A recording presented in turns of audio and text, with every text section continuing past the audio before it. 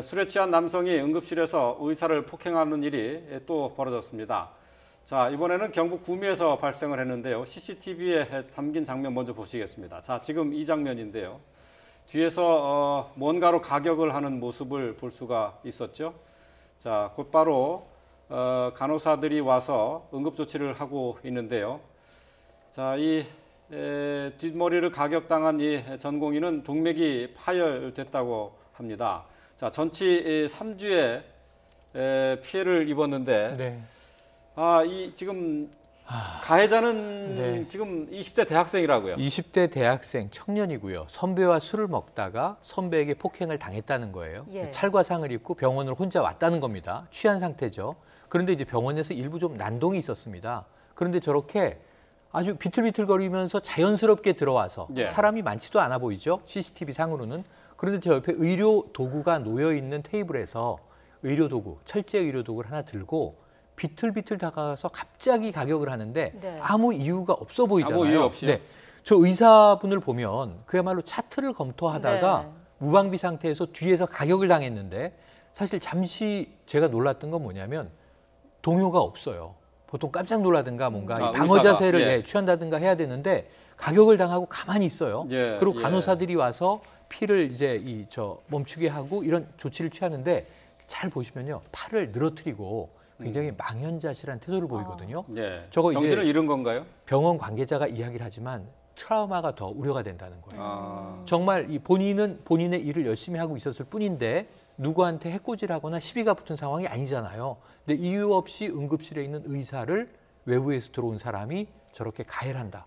만약 저게 지금 이 혈액 샘플을 놓는 트레이, 일종의 이제 금속 쟁반으로 알려져 있는데 예. 저게 메스였거나 주사기였거나 얘기였다고 한다면 사태가 또 달라졌을 수 있습니다. 그래서 굉장히 위험한데 노출이 돼 있구나라고 하는 걸 우리가 알 수 있는데 네. 문제는 이 사건을 영상으로 봐서 우리 시청자분들께서 저런 끔찍한 사건이 있나 하고 공부는 하시겠지만 네. 사흘 전에 유사한 사건이 또 있었고요. 전주에서. 예, 예. 지금 저 장면은 구미에서 벌어진 일 아니겠습니까? 그렇죠. 예. 그리고 저런 일은 일상다반사로 벌어지고 있다는 점에서 좀 구조적인 대책이 필요한 상황입니다. 이런 일이 얼마나 자주 발생하는 지난해 건가요? 기준으로 보면요. 연간 거의 900건에 가깝습니다. 890건이 넘거든요. 그러면 예. 월 평균 74건입니다. 그럼 적어도 하루에 2건 이상이 어느 병원에선가는 일어나고 있다는 것이고 그래서 의사단체가 더 이상 이대로는 안 되겠다. 못 견디겠다. 저 문제에 대한 대책을 철저하게 만들어 주십시오라고 지금 들고 일어난 상황이거든요. 네. 그런데 우리가 최근에 이걸 생각해 보세요. 119 구조대원이 현장에 갔을 때 사실을 주치자에게 폭행당해서 사망한 일까지 벌어졌었습니다. 예. 그때 독일 사례를 우리가 여기서 얘기를 했었는데요. 이 구조대원과 함께 경찰이 출동하도록 돼 있다는 거죠. 예, 예. 병원에도 지금 이 미국 같은 사례를 보시면요. 저런 난동을 부리는 취객이 있는 경우에 경찰이 바로 제압을 합니다.